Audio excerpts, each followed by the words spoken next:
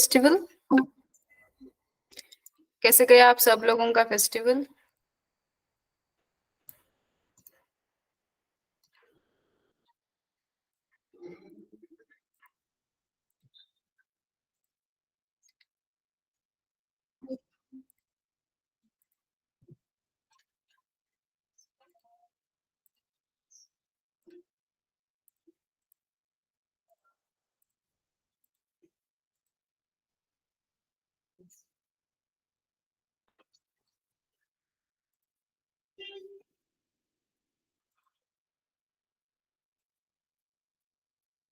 Okay, so without any further delay let's start the class then. ठीक है, तो हम लोग बेटा अभी क्लास को स्टार्ट करते हैं। As you know we had started the chapter of excretory products and elimination. तो इसका हम लोग अगला पार्ट करने वाले हैं। ठीक है, चलो। तो before starting the class let me ask one thing. I think Vinay students are also in this class, right? तो है ना? तो बेटा आई डोंट नो आपका सिलेबस कहाँ पे चल रहा होगा। I think blood circulation chapter खत्म हो गया था होगा। एक्सक्रीटरी प्रोडक्ट स्टार्ट हुआ था? Yes, tell me. नो, अरे ये तो चैप्टर स्टार्ट ही नहीं हुआ क्या आप लोगों को? फिर तो हाँ हाँ, फिर तो बेटा आई थिंक प्रॉब्लम हो जाएगी। चलो कोई नहीं। आप ऐसा कर लो, वैसे भी आपकी क्लास में तो हुआ होगा ना। ओके, आपके यू नो सिलेबस में है तो आपकी क्लास में तो हुआ होगा। तो आप एक काम कीजिए, आज के लिए यू नो रेगुलेशन जान लीजिए। ठीक है, तो आज हम लोग रेगुलेशन करने वाले हैं। अगर इसमें आपको कुछ डाउट है तो आप मुझे पूछिएगा जरूर। ठीक है, क्योंकि मैंने ऑलरेडी ये चैप्टर स्टार्ट कर लिया है और आज ये चैप्टर खत्म होने वाला है। ठीक है, okay. I okay, thank you so much. अगर मैं आपका चैप्टर पढ़ा दूंगी तो फिर मेरे स्टूडेंट्स को फिर वो हो जाएगा ना।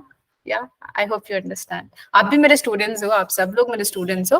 बट यू नो आपको फिर ये पढ़ाया जाएगा आज की क्लास में। आप अच्छे से समझिए क्या है you know mechanisms and regulation. तो आपको कहीं पे भी कुछ भी डाउट होगा आप मुझे पूछिएगा जरूर। ठीक है, तो इस थ्रू आउट द क्लास मेरा आज यू नो वीडियो क्लोज रहेगा।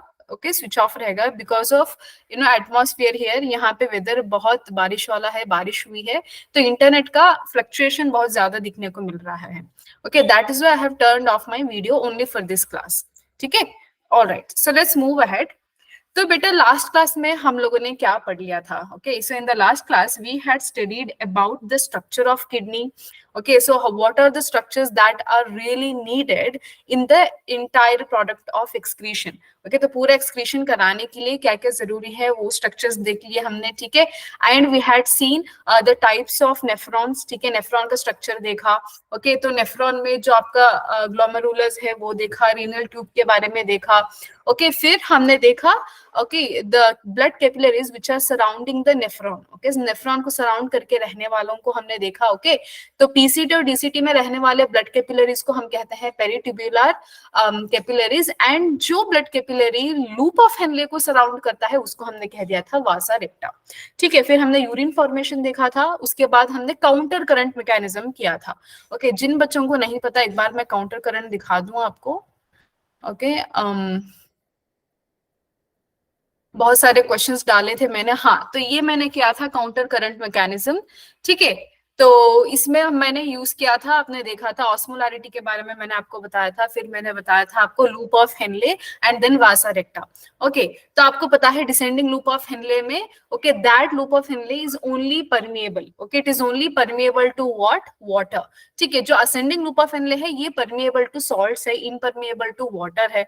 ठीक है, तो क्या होता है जब इंटरस्टिशियल फ्लूइड में सोडियम क्लोराइड और यूरिया का कॉन्सेंट्रेशन जब बढ़ जाता है तब डिसेंडिंग लूप ऑफ हेनले से जो फिल्ट्रेट आफ्टर ग्लोमेरुलस फिल्ट्रेट और अल्ट्रा फिल्ट्रेशन जो भी फिल्ट्रेट आता है उसमें ऑस्मोलैरिटी मिनिमम होती है जो 300 यहाँ पे। ठीक है, तो अब क्या हो गया, फिल्ट्रेट में पानी बहुत ज्यादा है, इंटरस्टिशियल फ्लूइड में क्या है सॉल्ट्स बहुत ज्यादा है। आपको पता है जहां पे भी सॉल्ट है वहां पे पानी को जाना है।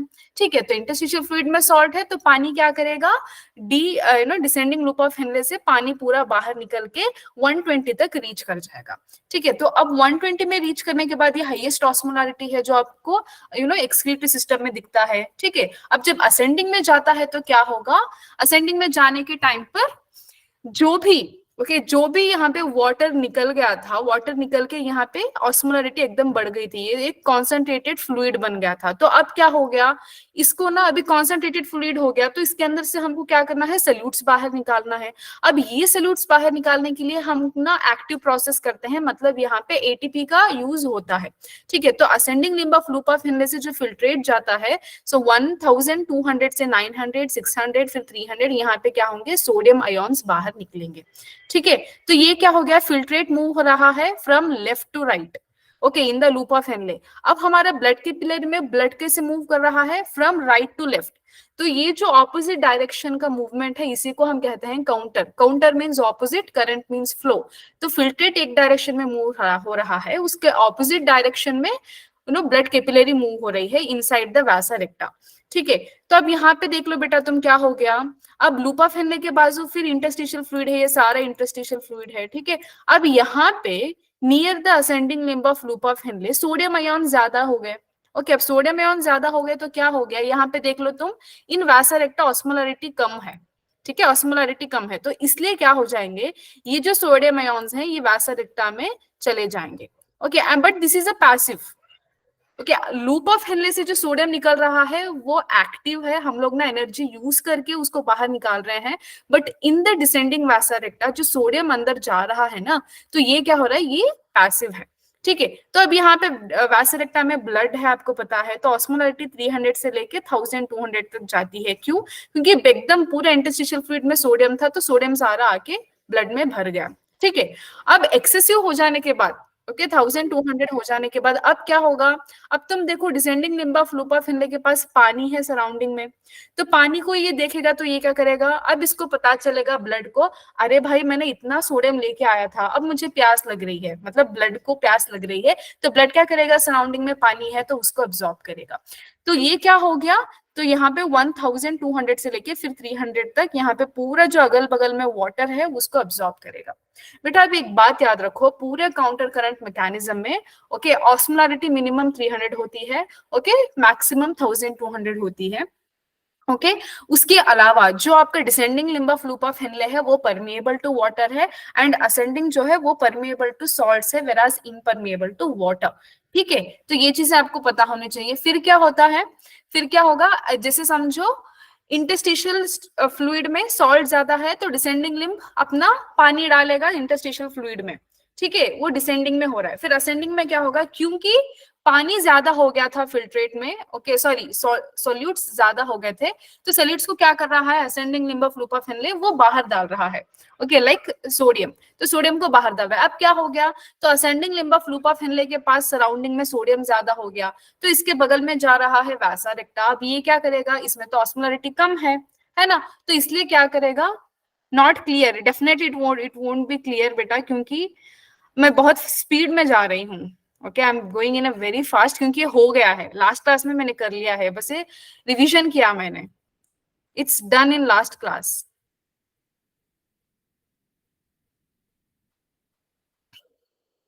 ओके, तो क्या क्या नहीं समझ में आया आपको, can you please mention exactly क्या नहीं समझ में आया। वॉइस में डिले हो रहा है, एक सेकेंड। मैंने बताया ना आपको, यहाँ पे बारिश हुई है तो इंटरनेट का थोड़ा प्रॉब्लम है। एक minute, give me a second, I change my network.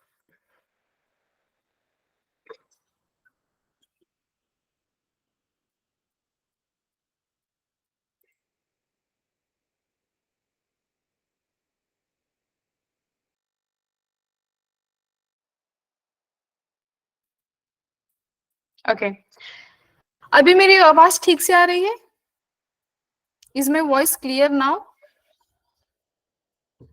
Yes, okay, great great, alright. तो मैं अगेन रीशेयर करती हूँ मेरे स्क्रीन को।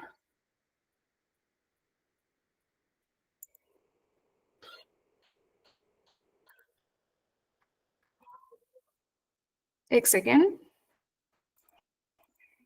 ओके, तो ओके, अभी मेरी वॉइस क्लियर है, सबको क्लियर है, I hope it is clear. Okay, चलो। तो बेटा मैंने ये एक्चुअली लास्ट क्लास में कर लिया था। I am repeating this concept क्योंकि आपको ऐसा ना लगे कि आप किसी और की क्लास में बैठे हो, ठीक है। तो मैं बस आपको एक रिवीजन दे रही थी। काउंटर करंट मैकेनिज्म आपने स्कूल्स में तो पढ़ा होगा, आपने टीचर्स तो पढ़ाया होगा, ओके, क्योंकि सिलेबस बहुत आगे चल चुका है क्लासेस में।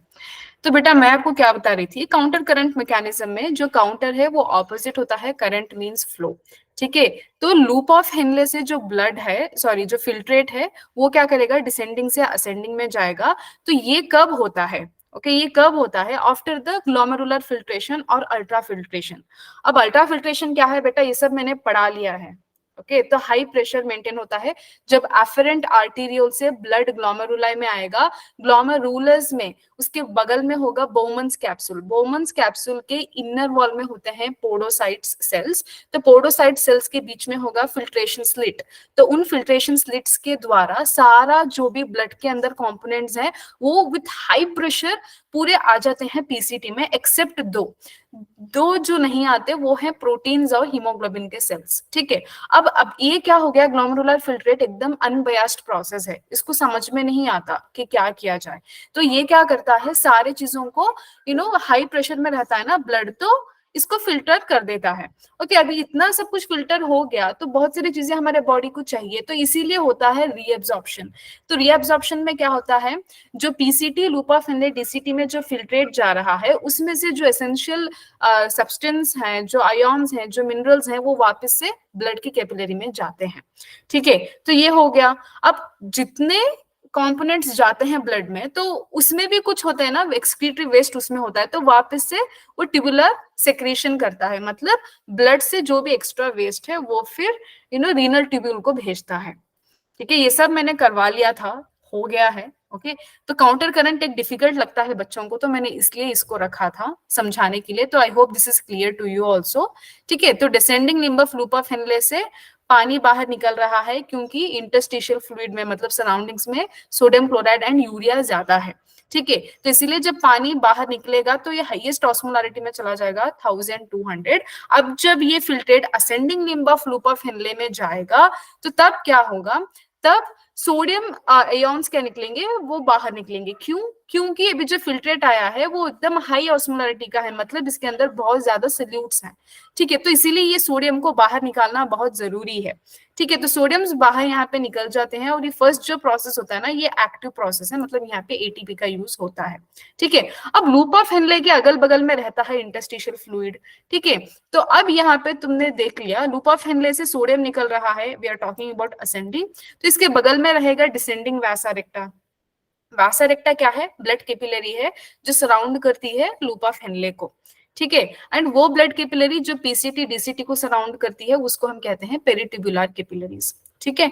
तो अब क्या होता है, डिसेंडिंग वैसा रेक्टा में भी ऑस्मोलारिटी कम होती है, तो अब क्या करेगा, ये ना सोल्यूट्स को अंदर ले सकता है, मतलब इसके अंदर एक कैपेसिटी है।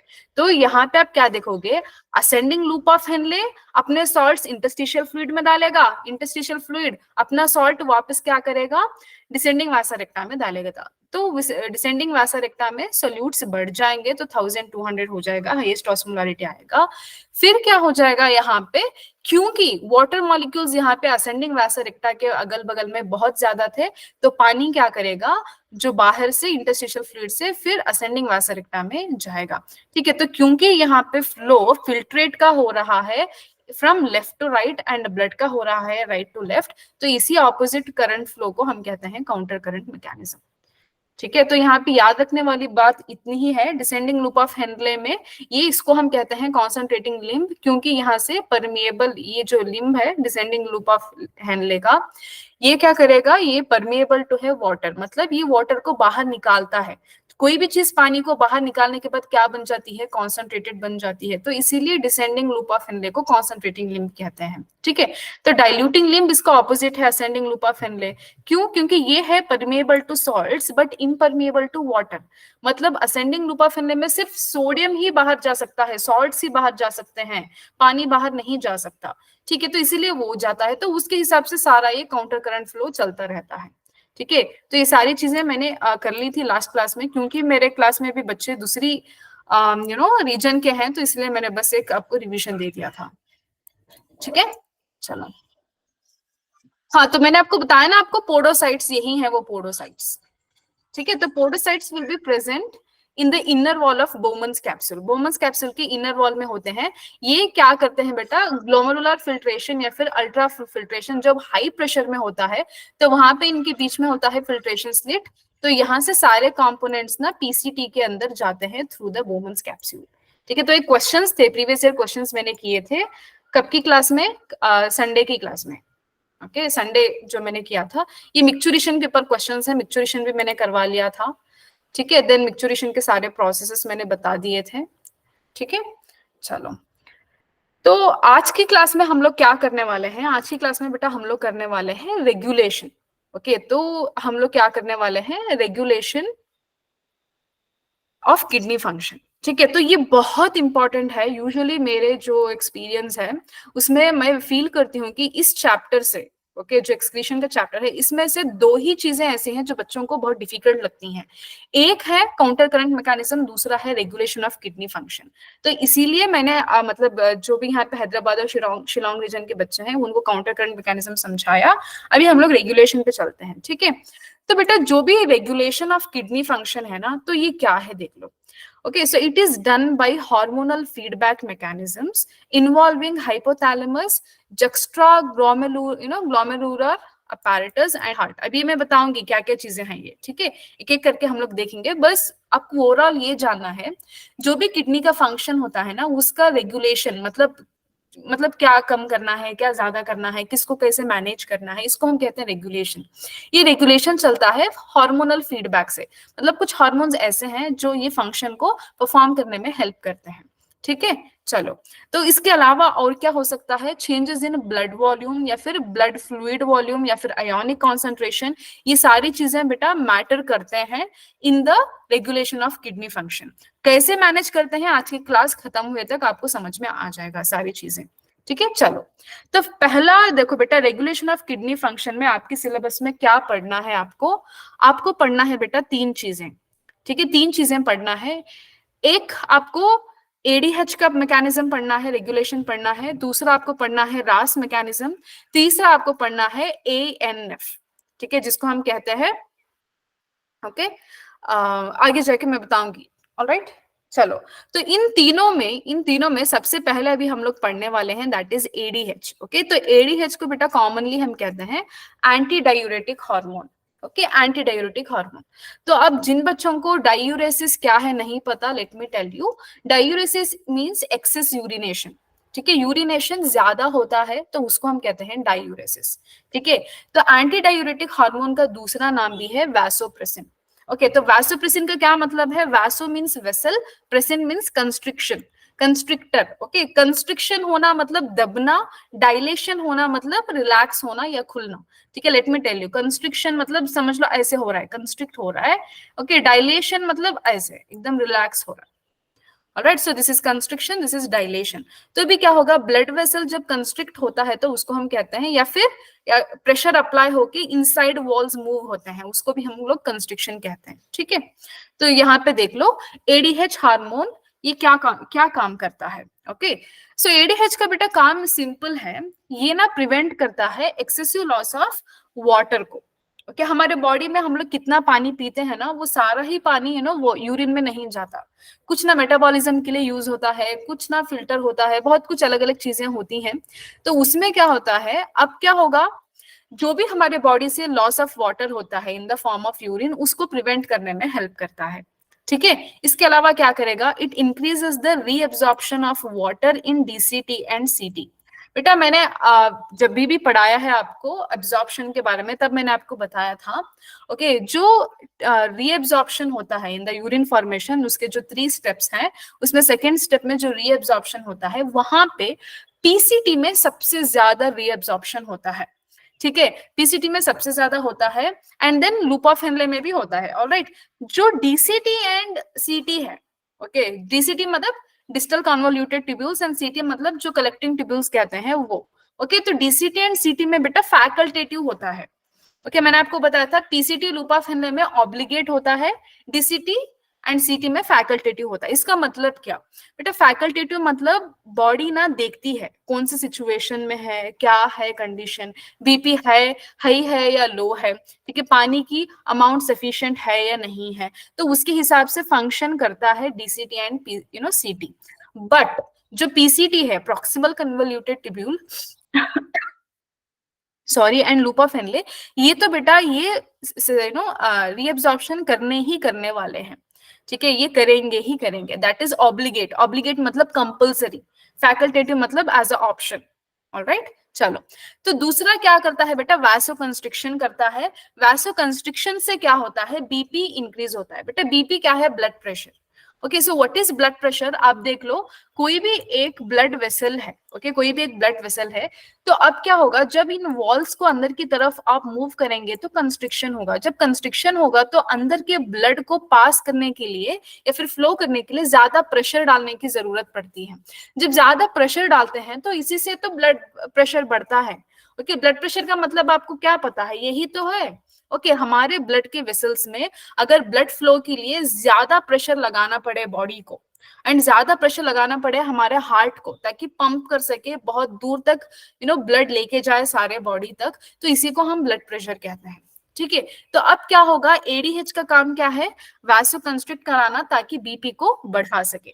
ठीक है, अब ये हार्मोन कौन से कंडीशंस में सेक्रेट होगा बेटा, ये ऐसे कंडीशन में सेक्रेट होगा जब आपको वाटर लॉस बहुत ज्यादा हो रहा है। ओके, तो समझ लो पानी ना बहुत ज्यादा लूज हो रहा है आपके बॉडी में। कैसे टाइम पे लूज होगा, अब आप खेल रहे हो, बहुत ज्यादा स्वेटिंग हो रही है, या फिर आपको डायरिया हो गया, okay, frequent stools, releasing out of stools, तो ऐसा कुछ कंडीशन में क्या होता है, पानी बहुत ज्यादा रिलीज होता है या फिर सेक्रीट होता है। ऑलराइट, तो इस केस को प्रिवेंट करने के लिए हमारे पास जो एडीएच हार्मोन है ये रिलीज होता है।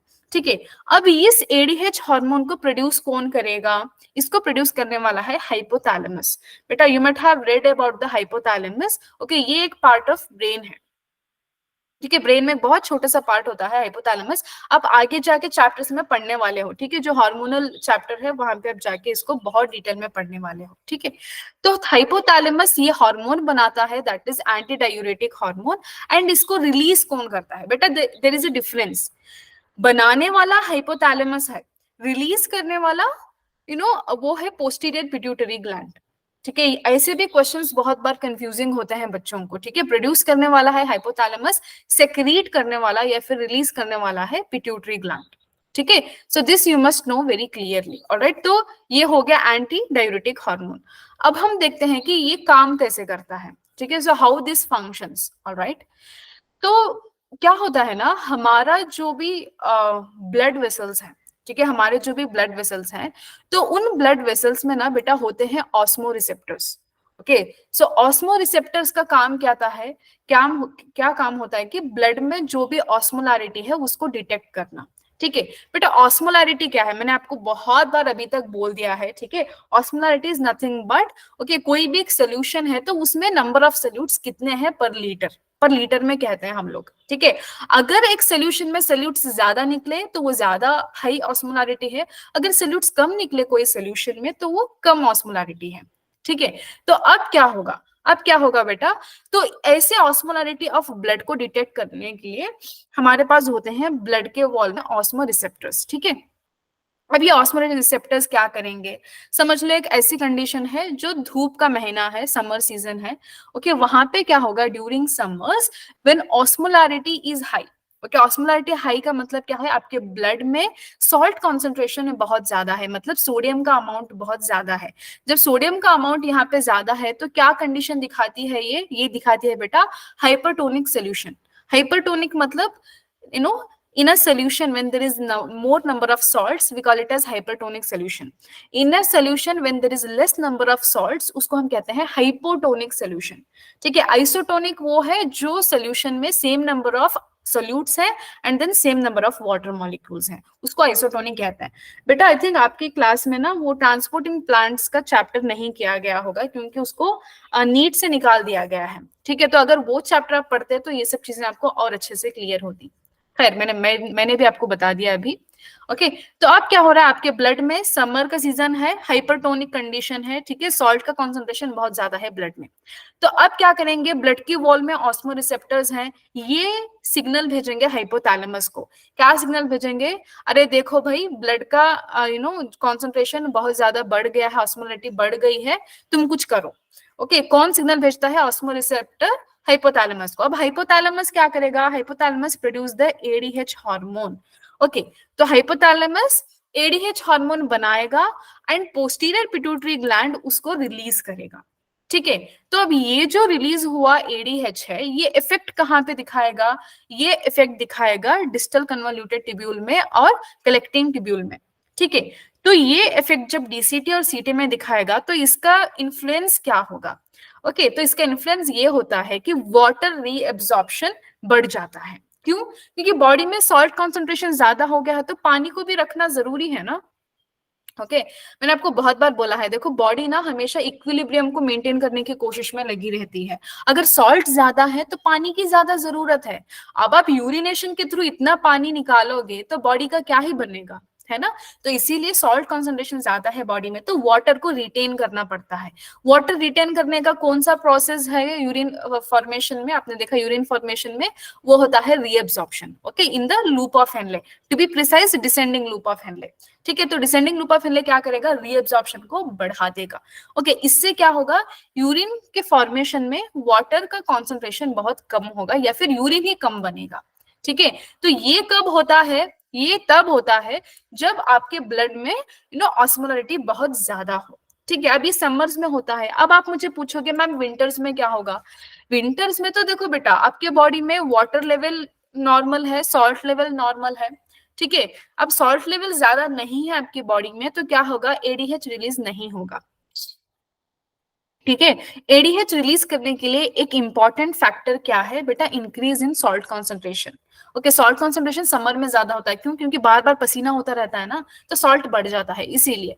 लेकिन विंटर में क्या होगा, आप देखोगे वाटर लेवल नॉर्मल है, सॉल्ट लेवल नॉर्मल है, तो जब सब कुछ नॉर्मल है तो एडीएच रिलीज नहीं होता। ओके, जब एडीएच रिलीज नहीं होता तो वाटर लॉस होते रहता है यूरिन में, इसीलिए आप देखते हो समर्स में आपको लेस यूरिनेशन होती है एंड विंटर्स में बहुत ज्यादा फ्रीक्वेंट यूरिनेशन होती है। ठीक है, आपने ऑब्जर्व किया होगा बेटा, ओके, विंटर्स में आप पानी भी ज्यादा नहीं पीते फिर भी यूरिनेशन होती है। ठीक है, so this is because of no ADH is released in winter, but summers में एडीएच रिलीज होती है। ADH is anti diuretic hormone, in other words we call it as vasopressin. ठीक है, चलो, तो इज दिस क्लियर, वासोप्रेसिन का clear हो गया आपको।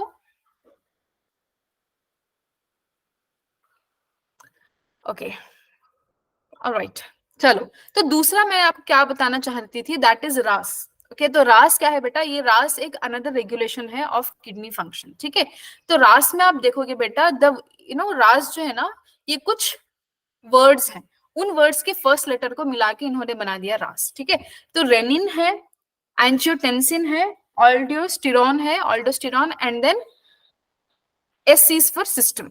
ठीक है, तो रेनिन बेटा किडनी बनाता है, एंजियोटेंसिन लिवर बनाता है, ऑल्डोस्टेरॉन रिलीज होता है बाय एड्रिनल कॉर्टेक्स। ओके, तो बेटा आप सबको पता ही होगा ना, एड्रिनल ग्लैंड जो किडनी के ऊपर प्रेजेंट होता है, ऐसे एज अ त्रिकोण, ऐसा ऐसा होता है कुछ, ऐसा कुछ। ऑलराइट, तो ये होता है एड्रिनल ग्लैंड। तो आपको पता है हमेशा आप कोई भी स्ट्रक्चर पढ़ लो, outer cortex, inner medulla, ovary का पढ़ लो, तुम एड्रिनल ग्लैंड का पढ़ लो, किडनी का पढ़ लो, बाहर कॉर्टेक्स होता है, अंदर अंदर इनसाइड मेडुला होता है। ठीक है, चलो, तो अब क्या होगा बेटा, रास इज स्टिम्युलेटेड, कब स्टिम्युलेट होता है, जब लो बीपी होता है तो। ठीक है, कब स्टिमुलेट होता है, जब बीपी लो हो या फिर सोडियम का कॉन्सेंट्रेशन हमारे बॉडी में कम हो, तो तब क्या स्टिमुलेट होता है, रास मैकेनिज्म स्टिमुलेट होता है।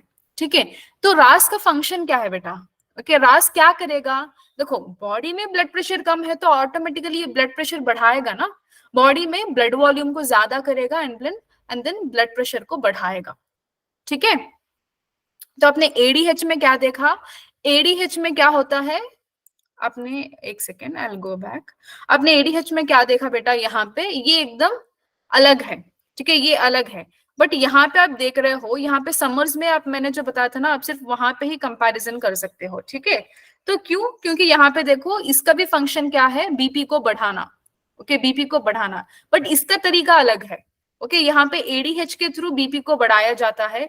ओके, बट यहाँ पे क्या होता है ना, in this hormone, okay, in this hormone the complete function and regulation is different, लेकिन काम दोनों का एक ही है, बीपी को बढ़ाने वाला ही काम आप कह सकते हो। ठीक है, तो रास मैकेनिज्म में एक हमको अपैरेटस आता है, ओके, जो रेगुलेशन में हेल्प करता है, we call it as juxta glomerular, अरे ग्लोमेरुलर अपैरेटस। ठीक है, तो अब इसको आप सिंपल में जे जी ए भी कह सकते हो। ठीक है, जे जी ए भी आप इसको कह सकते हो। ऑलराइट, चलो, तो अब आप ये स्ट्रक्चर देखो बेटा, look at this diagram. Okay, आपको एनसीईआरटी में तो नहीं है डायग्राम, बट आपको प्रोसेस समझने के लिए डायग्राम तो चाहिए। ठीक है, अब ये क्या है बेटा, ये है Bowman's capsule, okay, and this is glomerulus. ठीक है, ग्लोमेरुलस है, ये एफरेंट आर्टीरियोल है, ये इफेरेंट आर्टीरियोल है।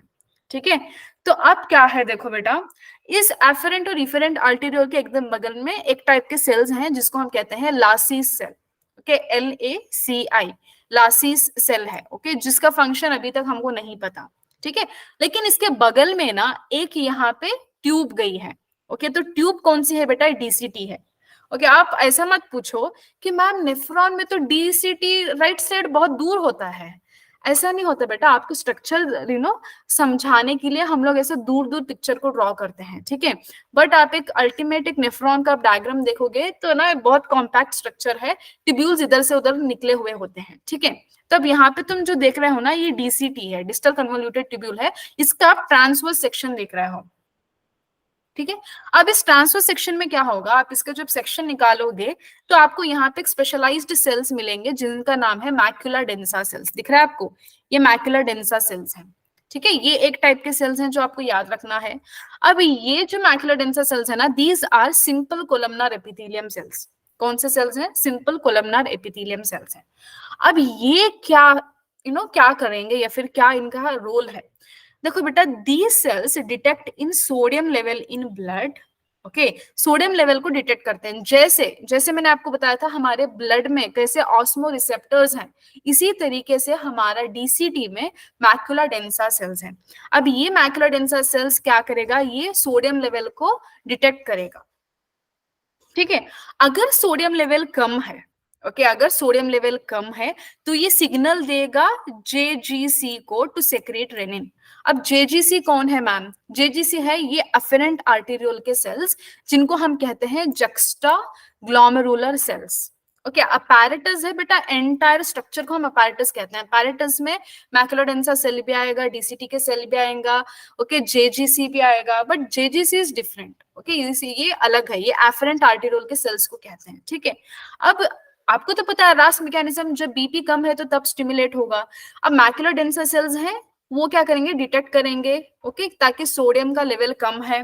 तो अब क्या होगा, अगर कम होगा तो ये जो सेल्स है मैक्युलर डेंसा सेल्स, ये सिग्नल भेजते हैं इस जक्स्ट्रा ग्लोमेरुलर सेल्स को। ठीक है, तो अब ये सेल्स क्या करेंगे, ये सेक्रीट करते हैं एक हार्मोन जिसका नाम है रेनिन। ठीक है, रेनिन हार्मोन सेक्रेट करते हैं। बेटा don't compare this with this renin, ये रेनिन अलग है। ओके, ये रेनिन अलग है। ये रेनिन आप कहाँ पे देखोगे, डाइजेशन के चैप्टर में देखोगे, बट आपको वो भी नहीं है सिलेबस में, तो अब क्या ही करें। तो यहाँ पे स्पेलिंग पे ध्यान दो, RENIN। ठीक है, तो अब क्या करेगा, ये जो मैक्युलर डेंसा सेल्स है, ये सिग्नल भेजेगा JGC को, JGC सेक्रेट करेगा रेनिन हार्मोन। तो रेनिन हार्मोन जब सेक्रेट होगा तो क्या होगा, सोडियम का लेवल ब्लड में जो कम था वो बढ़ेगा एंड बीपी भी बढ़ेगी। वो कैसे बढ़ेगी मैं दिखाऊंगी आपको। ठीक है, तो यहाँ पे देखो सोडियम का लेवल कम था तो अब क्या करेगा, इसीलिए रेनिन सेक्रेट हुआ है। ओके, ये प्रीवियस ईयर क्वेश्चन है, एग्जैक्टली नहीं पता कौन से ईयर का है। तो यहाँ पे क्वेश्चन कुछ ऐसा था, रेनिन हार्मोन कैसे कंडीशन में सेक्रेट होता है। तो आपका ऑप्शन क्या होना चाहिए, जब सोडियम का लेवल ब्लड में कम हो तब रेनिन हार्मोन सेक्रेट होता है। अगर क्वेश्चन ऐसा है रेनिन हार्मोन क्यों सेक्रेट हुआ है, तो आपका आंसर क्या होना चाहिए, सोडियम लेवल को ब्लड में बढ़ाने के लिए या फिर बीपी को ब्लड में बढ़ाने के लिए। ठीक है, तो ये आपका आंसर होना चाहिए। ठीक है, अभी अपैरेटस से आप क्लियर हो गए हो, तो अब आ जाओ बेटा। आई एम सो सॉरी, आपको पता है ना, मैं अपने हैंड नोट्स देना ज्यादा प्रेफर करती हूँ, क्योंकि मैं ऑनलाइन क्लास करती हूँ, ये मुश्किल हो जाता है। ठीक है। अम, तो आप एक एक करके देखिए यहाँ पे। ऑलराइट, आपको दिख रहा है क्या, स्क्रीन इज विजिबल और नॉट? स्क्रीन विजिबल है या नहीं है? मैनेजेबल है? थोड़ा करीब आके भी देख के लिख सकते हो तुम?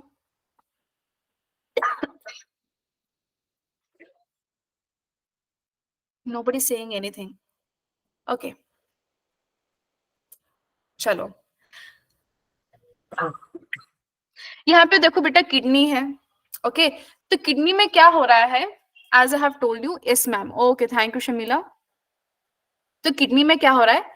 बीपी ना कम है। ओके, कम है बीपी, इसीलिए तो रास मैकेनिज्म स्टिमुलेट हुआ है ना? तो क्या होता है यहाँ पे, बीपी कम है तो सोडियम लेवल कम है, तो इससे क्या होता है, hypotension. Hypo means decrease, hyper means increase. तो ब्लड प्रेशर क्या होता है, हाइपर टेंशन होता है, तो क्या होता है, ब्लड वेसल में टेंशन बढ़ जाता है, मतलब प्रेशर बढ़ जाता है, जिससे बीपी बढ़ जाती है। ठीक है, हाइपोटेंशन मतलब टेंशन कम है। ठीक है, सिंपल समझने के लिए। अब जब बीपी कम है, ओके, सोडियम लेवल कम है, तो ये डिटेक्ट करता है macular densa cells of the DCT. Okay, DCT में जो प्रेजेंट है मैक्युलर डेंसा सेल, वो डिटेक्ट करते हैं। वो डिटेक्ट करके स्टिमुलेट करते हैं, सिग्नल भेजते हैं जेजीसी को, या फिर स्टिमुलेट करते हैं जेजीसी को to release the renin. Okay, तो ये सब कुछ कहाँ पे हो रहा है, किडनी में हो रहा है। ठीक है। अब किडनी के बगल में बेटा है ब्लड का vessel. Okay, blood vessel is present beside to kidney. अब ब्लड में क्या रहता है, हमारे ब्लड में एक कंपोनेंट होता है एंजियोटेंसिनोजन। बेटा जब भी आपको ना ओजन बोल के कोई भी स्ट्रक्चर दिखे, तो समझ लो gen means okay inactive form. Okay, ये जो स्ट्रक्चर है ना, ये इनएक्टिव है। ओके, तो जेन कहाँ पे भी आता है, तो इनएक्टिव फॉर्म है। तो अब यहाँ पे आपको क्या समझ में आया? अब ब्लड में है एंजियोटेंसिनोजन, जो इनएक्टिव फॉर्म है। इस एंजियोटेंसिनोजन को सेक्रेट किया था लीवर ने। ओके, लीवर ने सेक्रेट करके ब्लड में फेंका था। ठीक है।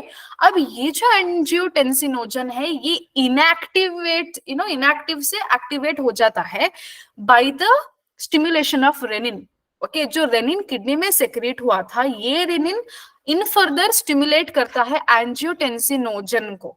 ओके, तो ये अब एंजियोटेंसिनोजन क्या हो जाएगा, ये एक्टिव फॉर्म बन जाएगा, and that is called as angiotensin 1।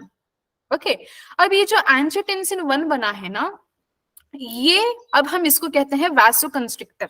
बेटा रास क्यों हुआ था, बीपी कम है, बीपी बढ़ाना है, तो बीपी बढ़ाने के लिए हमको क्या करना है, वैसो मतलब वेसल, कंस्ट्रिक्टर मतलब दबाना है ना? तो वैसो कंस्ट्रिक्टर चाहिए हमको, ताकि बीपी बढ़े। लेकिन प्रॉब्लम क्या होती है ना, ये जो एंजियोटेंसिन है, ये लेस पोटेंट है, इतना ज्यादा स्ट्रॉन्ग हार्मोन नहीं है। ठीक है। तो इन रिटर्न क्या होगा, हमारे ब्लड में एक ऐसा एंजाइम रहता है जो इसको स्ट्रॉन्ग बनाता है। एंजाइम का नाम क्या है, एंजियोटेंसिन कन्वर्टिंग एंजाइम। ठीक है। अब ये एंजाइम क्या करेगा, एंजियोटेंसिन 1 से एंजियोटेंसिन 2 बनाएगा, जो मोर पोटेंट है और जो ज्यादा स्ट्रॉन्गर है। ठीक है। अब ये जो स्ट्रॉन्गर एंजियोटेंसिन 2 है, ये क्या करेगा, हेल्प करेगा वासो कंस्ट्रिक्शन में। ठीक है। एंड ये जो एंजाइम है, ये रिलीज होता है लंग्स से, याद रखो। क्लियर?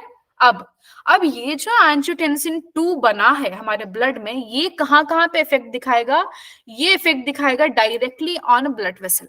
डायरेक्टली ब्लड वेसल पे दिखाएगा। क्या होगा, ब्लड वेसल कॉन्ट्रैक्ट होगा, कंस्ट्रिक्ट होगा, ताकि बीपी बढ़ जाए।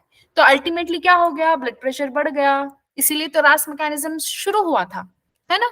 अब दूसरा, ये जो एंजियोटेंसिन है, ये किसको स्टिमुलेट करेगा, ये स्टिमुलेट करेगा एड्रिनल कॉर्टेक्स को। एड्रिनल कॉर्टेक्स मैंने बताया ना, किडनी के सर पे होता है, जैसे टोपी पहनाया हुआ है किडनी को, ऐसे होता है वो। तो एड्रिनल ग्लैंड के अंदर कॉर्टेक्स रीजन में, तो वहां पे जाके स्टिमुलेट करता है कौन, angiotensin 2 which is present in blood. ये स्टिमुलेट करता है एड्रिनल कॉर्टेक्स को to release a hormone called as aldosterone. अब ये अल्डोस्टेरॉन क्या करेगा, ये हमारे बॉडी में रीअब्जॉर्प्शन के टाइम पे, मैंने आपको बताया था ना, डीसीटी एंड सीटी में फैकल्टेटिव रीअब्जॉर्प्शन होता है, मतलब हालात को देख के, जज्बात को देख के। ठीक है। तो यहाँ पे अल्डोस्टेरॉन क्या करेगा, सोडियम का रीअब्जॉर्प्शन बढ़ाएगा। Okay, increase sodium reabsorption from DCT and सीटी। तो इससे क्या होगा, हमारे बॉडी में पानी ज्यादा रिटेन करेगा। बेटा मैंने आपको बताया है, जब भी सॉल्ट ज्यादा होता है तो पानी भी ज्यादा रिटेन करेगा। तो सॉल्ट आपने खुद ब खुद ज्यादा रिटेन कर लो, पानी भी ज्यादा रिटेन होगा। तो इससे क्या होगा, आपका ब्लड वॉल्यूम बढ़ेगा एंड बीपी बढ़ेगा। ठीक है, तो बीपी बढ़ेगा मतलब क्या, ब्लड प्रेशर बढ़ेगा। ठीक है, तो ये आपको पता होना चाहिए। देखो सॉल्ट कॉन्सेंट्रेशन ज्यादा किया, थोड़ा बहुत वाटर रिटेन किया, ब्लड वॉल्यूम भी बढ़ा, उसके अलावा बीपी है ना ये भी बढ़ गया। तो अल्टीमेटली यही तो हम चाह रहे थे, है ना, बीपी जो लेस थी वो बढ़े। अब दूसरा, दूसरा नहीं तीसरा, ये जो एंजियोटेंसिन 2 है ना, ये स्टिमुलेट करेगा एक ग्लैंड को जिसका नाम है पोस्टीरियर पिट्यूटरी ग्लैंड। ओके, अब ये ग्लैंड क्या करेगा, ये ग्लैंड करेगा एडीएच को रिलीज। अब एडीएच को रिलीज करेगा तो क्या होगा, आपको पता है, मैंने बताया था आपको, एंटी डायरेटिक हार्मोन में वाटर रीअब्जॉर्प्शन ज्यादा होता है। तो वाटर रीअब्जॉर्प्शन ज्यादा होगा तो ब्लड वॉल्यूम बढ़ेगा तो बीपी बढ़ेगा, है ना। अभी अभी मैंने आपको बताया था यहाँ पे, सी। ठीक है, तो डीसीटी एनसीटी में इंक्रीज्ड वाटर रीअब्जॉर्प्शन होता है, तो इससे क्या होगा, ब्लड वॉल्यूम बढ़ेगा, ब्लड वॉल्यूम बढ़ेगा तो भी बीपी बढ़ेगा। बेटा समझ में आ गया। अब ना कुछ बच्चों को डाउट हो सकता है एक चीज में, मैं खुद ही बता देती हूँ। ओके, आप मुझे पूछ सकते हो, मैम एक बात तो समझ में आ गई, ब्लड वेसल को आपने कंस्ट्रिक्ट किया, कॉन्ट्रैक्ट किया तो बीपी बढ़ा, ठीक है। अब ब्लड वॉल्यूम बढ़ाने से कैसे बीपी बढ़ जाता है। बेटा ब्लड वॉल्यूम बढ़ाने से ना, अब देखो, अब ना मैं आपको एक एग्जांपल देती हूँ। आप ना कोई भी एक पाइप में पानी ज्यादा दोगे, ओके, बहुत ज्यादा पानी दोगे तो क्या होगा, बहुत फोर्स में जाएगा ना पानी। ठीक है, आप बहुत कम पानी दोगे तो बहुत कम फोर्स में जाएगा। तो अब हमारा काम क्या है, ब्लड को तुम पानी समझोगे तो ब्लड को हमने क्या करना है, ज्यादा प्रेशर देना है। ओके, तो प्रेशर देने के लिए you can do increase the blood pressure by constriction of vessel. Another आप ब्लड वॉल्यूम को उस जगह पे बढ़ा दो ताकि बीपी अपने आप बढ़ जाए। ठीक है, ये रास मैकेनिज्म है। मैं सच बता रही हूँ, जो अभी मैंने समझाया ना आपको, ये इतना डिटेल में, इतना प्रिसाइज मैनर में आपको मिलना मुश्किल है, बट लिख के रख लो कहीं पे भी। ठीक है, तो दूसरा नहीं तीसरा, एक्चुअली तीसरा जो रेगुलेशन ऑफ किडनी फंक्शन है वो है एट्रियल नेट्रियूरेटिक फैक्टर। ठीक है, तो इसको हम कहते हैं एएनएफ। अब एएनएफ क्या है, एएनएफ एक फैक्टर है जो बहुत ज्यादा हेल्प करता है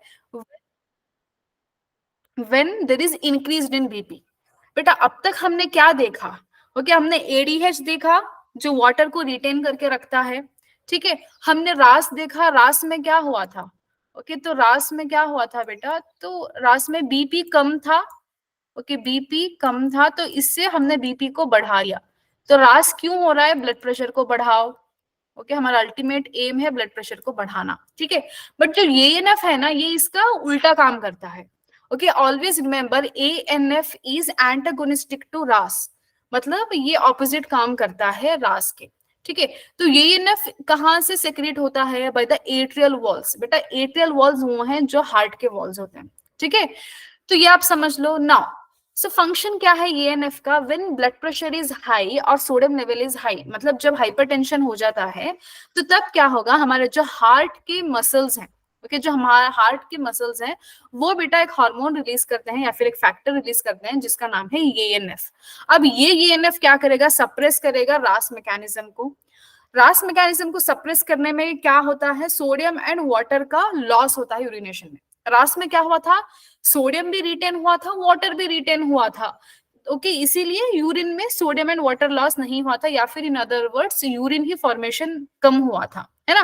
बट यहाँ पे उसका उल्टा हो रहा है, रास को सप्रेस करा रहे हैं ताकि एक्सेसिव यूरिनेशन हो, डायूरेसिस हो, ताकि बीपी ना कम हो सके। ओके, तो यूरिनेशन में आपको क्या दिखेगा, सोडियम सॉल्ट्स बहुत ज्यादा दिखेंगे ताकि बीपी कम करना है ना हमको। तो क्या हो रहा है, सोडियम का सोडियम आयन ज्यादा ज्यादा निकाला जा रहा है in the form of urination. Excessive urination होगा तो इससे क्या होगा, ब्लड प्रेशर होगा। ठीक है, तो याद रखो बेटा, रास ना बीपी कम है तो उसको बढ़ाता है, एएनएफ बड़ी हुई बीपी को कम करता है। ये दोनों ऑपोजिट काम करते हैं। ये भी प्रीवियस ईयर क्वेश्चन है, रास मैकेनिज्म एंड एएनएफ का जो भी इंटरेक्शन है, ये भी प्रीवियस ईयर क्वेश्चन है, याद रखो। ठीक है, तो I hope this is clear regulation. अभी तुम ना यहाँ पे देख लो, जो मैंने समझाया ना वही चीज यहाँ पे वर्डिंग्स में लिखी है, you can notice this. Okay. When the body fluid level decreases, okay, तो osmoreceptors stimulate the hypothalamus to release antidiuretic hormone और ADH. अब ये sentences कहाँ से ली गई हैं? आपकी एनसीईआरटी से ली गई हैं. ठीक है. अब जो मैंने आपको समझाया ना, अब आप एनसीईआरटी पढ़ोगे तो क्लियरली आपको अंडरस्टैंड होगा. ठीक है. तो एडीएच का काम क्या था? It stimulates the water reabsorption from DCT and सीटी. ओके, आप सी टी भी लिख लो, सी डी भी लिख लो बेटा, कलेक्टिंग डक्ट कह लो या फिर कलेक्टिंग ट्यूब्यूल कह लो, दोनों एक ही हैं. ठीक है. तो इससे क्या होगा? वाटर रीअब्जॉर्प्शन करने से ADH prevents the diuresis and increase in the body fluid volume. जब बॉडी फ्लूइड वॉल्यूम बढ़ेगा, इसका मतलब ब्लड वॉल्यूम बढ़ेगा, तो क्या होगा? बीपी भी बढ़ेगी. ठीक है. तो यहाँ पे देख लो, तो मैंने आपको बताया था समर्स में होता है. ठीक है. समर्स में क्या होगा? आपके बॉडी से बहुत ज्यादा पानी बाहर निकलता है in the form of sweating. तो स्वेटिंग में जब पानी बाहर निकलता है तो वो हमको इनिशिएट करवाता है एडीएच. ठीक है. आई होप दिस इज क्लियर. मैंने आपको बता दिया है इसके बारे में. चलो, अब यहाँ पे क्या दिखा रहा है? तो मैंने आपको बताया था, increase in fluid volume switches off the osmoreceptors and suppress the ADH to release the complete feedback. ठीक है. ये कब हो रहा है? Okay, there is a difference. मैंने आपको बताया था विंटर्स में कुछ और होता है, समर्स में कुछ और होता है. ठीक है. तो ADH constricts the blood vessels resulting in the increase of BP. This increases the glomerular blood flow and GFR. हाँ, मैंने जीएफआर वर्ड यूज नहीं किया, बट आप ऐड कर लें. ओके, यहाँ पे मैंने आपको बताया था ना. ठीक है. यहाँ पे मैंने आपको बताया था जो ऑस्मो रिसेप्टर्स हैं ब्लड में, जो डिटेक्ट करते हैं ओके ब्लड वेसल्स में. तो यहाँ पे क्या होगा? मैंने आपको यहाँ पे बताया था कि इफेक्ट डीसीटी सीटी में दिखेगा, वाटर रीअब्जॉर्प्शन ज्यादा होगा. इससे क्या होगा? जीएफआर भी ज्यादा होता है. ठीक है. ग्लोमेरुलर फिल्ट्रेट रेट वो भी बढ़ जाएगा. ठीक है. वो भी एक यहाँ पे ऐड कर लो. क्लियर? चलो. Okay, so next regulation is by JGA. JGA क्या करवाता है? रास मैकेनिज्म करवाता है. ठीक है. तो जीजेए का पूरा अपैरेटस मैंने ड्रॉ करके आपको बताया है.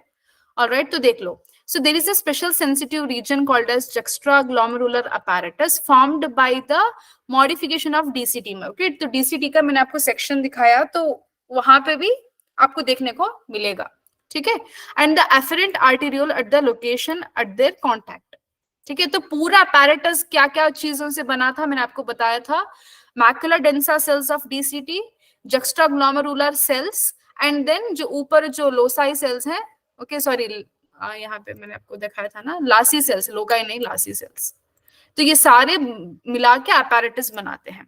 ठीक है. एक हो गया यहाँ पे मैकुला डेंसा सेल, दूसरा हो गया यहाँ पे ओके लासी सेल्स, तीसरा juxtaglomerular सेल्स. ये तीनों मिला के ओके ये बनाता है JGA. Okay, JGA sorry. Clear? चलो. तो अब यहाँ पे आपने देखा, तो अब क्या आपको समझ में आया? JGA regulates the GFR by renin angiotensin mechanism. Okay, तो एंजियोटेंसिन मैकेनिज्म अभी मैंने आपको जो समझाया वही है. ओके, तो a fall in glomerular blood flow और blood pressure, this activates the JG cells to release renin. मैंने आपको क्या बताया? किडनी में बीपी कम हो जाती है. बीपी मतलब ग्लोमेरुलर. देखो बेटा, लेट मी टेल यू, मैंने आपको सिंपल भाषा में समझाया बीपी बीपी बीपी. अब आपकी एनसीईआरटी ने ग्लोमेरुलर ग्लोमेरुलर बार बार डाला है, तो तुम भी ऐड कर लो ग्लोमेरुलर. ठीक है. जब बीपी कम हो जाती है तो तब क्या होता है? फॉल मतलब कम होना, तो तब रेनिन सेक्रेट होता है. रेनिन कन्वर्ट करेगा एंजियोटेंसिनोजन से एंजियोटेंसिन 1 को, विच फर्दर सेक्रेट होगा या फिर फर्दर चेंज होगा एंजियोटेंसिन 2 को. ये भी प्रीवियस ईयर क्वेश्चन है. क्यों एंजियोटेंसिन 1 से काम नहीं चलेगा? क्यों एंजियोटेंसिन 2 का बनना जरूरी है? क्योंकि angiotensin 2 it is a strong component. Okay, ये बहुत ज्यादा पोटेंट है, मोर पोटेंट है, ये स्ट्रॉन्गर वासोकंस्ट्रिक्टर है. ठीक है. अब ये जो एंजियोटेंसिन 2 है, ये इंक्रीज करेगा ब्लड प्रेशर को, देर बाय जीएफआर. ठीक है. इसके अलावा क्या करता है? ये एक्टिवेट करता है एड्रेनल कॉर्टेक्स को टू रिलीज अल्डोस्टेरॉन. अल्डोस्टेरॉन के बढ़ जाने से सोडियम का रीअब्जॉर्प्शन ज्यादा होता है, तो वहां पे भी बीपी बढ़ जाती है. ठीक है. यहाँ पे देखा आपने, reabsorption of sodium and water from the DCT which allows the increase in blood pressure. ठीक है. अब ईएनएफ की बात आती है. मैंने आपको बताया ये ईएनएफ इज एंटागोनिस्टिक टू रास. ठीक है. तो ENF check on the renin angiotensin mechanism, ठीक है, चेक मतलब उसको प्रिवेंट करता है। Increase in blood flow to the atria of heart causes the release of ANF factor which causes vasodilation, opposite करता है तो वैसोडाइलेट करेगा, ठीक है, and thereby decreases the blood pressure. Clear? Okay, अब बेटा अब एक चीज आपको पता होना चाहिए, ओके ओके, ये लास्ट चीज है, role of kidney in blood formation. Okay, blood formation में रोल क्या है किडनी का? व्हेन हाइपोक्सिया अकर्स, हाइपोक्सिया क्या है बेटा? मैंने आपको बताया था breathing and exchange of gases में, ठीक है, जब आप हायर ऑल्टीट्यूड्स में जाते हो तो वहां पे क्या होता है, partial pressure of oxygen air में कम होती है, ठीक है, तो जब ऐसे कंडीशन को हम कहते हैं हाइपोक्सिया, ठीक है, जहां पे पार्शियल ऑक्सीजन का लेवल कम है, पार्शियल प्रेशर ऑफ ऑक्सीजन। तो ऐसे कंडीशन में तुम जाके 3 से 6 महीने रह लो हायर ऑल्टीट्यूड में, जैसे हिमालयाज में, तो तब क्या होगा, आपकी बॉडी में हाइपोक्सिया कंडीशन दिखाता है 3 से 6 महीने तक। उसके बाद ना आपकी बॉडी उसको अडेप्ट करने लगती है। कैसे अडेप्ट करने लगती है?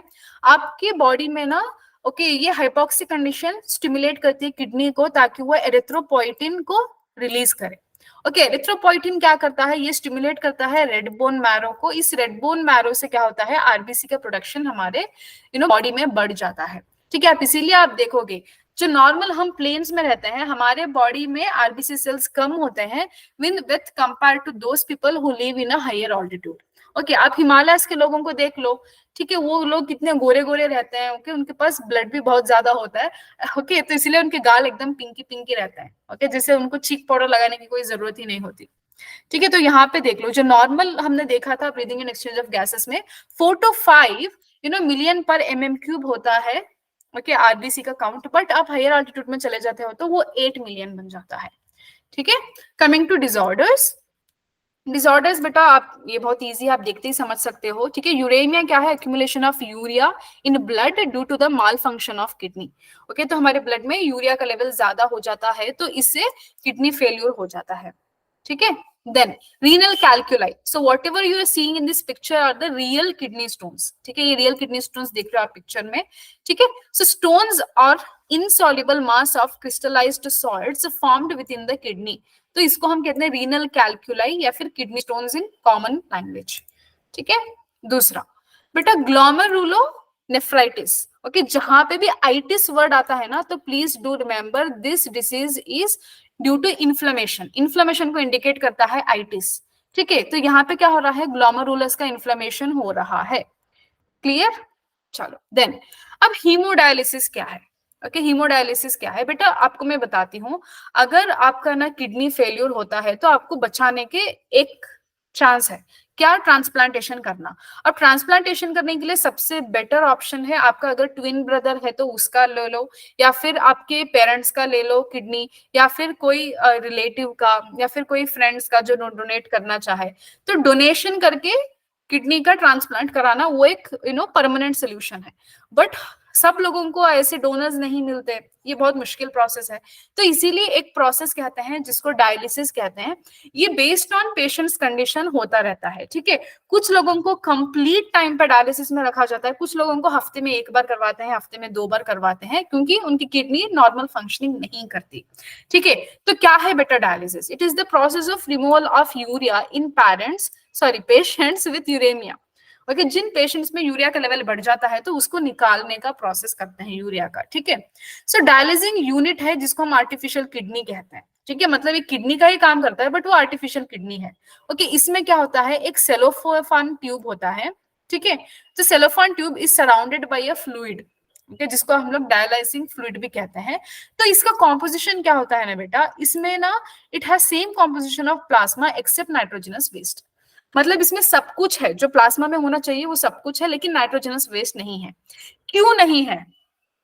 ओके, क्यों नहीं है? There is a reason for that. Okay, क्योंकि यहाँ से जो ब्लड जाएगा ना, ये सारा कुछ क्लेंस करने के लिए नाइट्रोजन वेस्ट का कम होना जरूरी है, ठीक है, क्योंकि ब्लड में ज्यादा है तो ज्यादा से कम की तरफ मूव करेगा, तो इसलिए, ठीक है।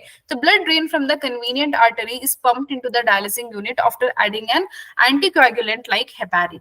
The porous cellophane membrane of the tube allows the passage of molecules based on concentration gradient. ठीक है, as nitrogen waste are absent in dialysing fluid, this substance freely move out, thereby clearing the blood. The cleared blood is pumped back to the blood through a vein after adding antiheparin to it. ठीक है, चलो. It is the ultimate method in the correction of acute renal failures. Okay. So a functioning kidney is taken from a donor and it is better to receive kidney from a close relative to minimize the chances of rejection of immune system by the host. ठीक है, तो इतना ही है बस आज की class में. कुछ डाउट है तो आप पूछ सकते हो, otherwise you can leave the class. Thank you so much for attending the class.